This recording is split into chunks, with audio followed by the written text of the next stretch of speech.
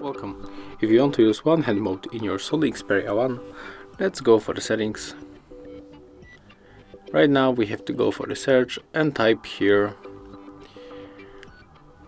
one hand, and here we got the one-handed mouse, so click here, tap once again, use the switcher, and right now when we are double tap the home button, we are going to reduce the arena and we will be able to reach a very edge of our screen with one hand. So let's double tap it, and right now as you can see we are in the one hand mode, and if you want to get it on the left side, just click here, and if you want to exit, just click on the arena outside, and as you can see it's working, so it's really easy to reach a very part of the screen right now.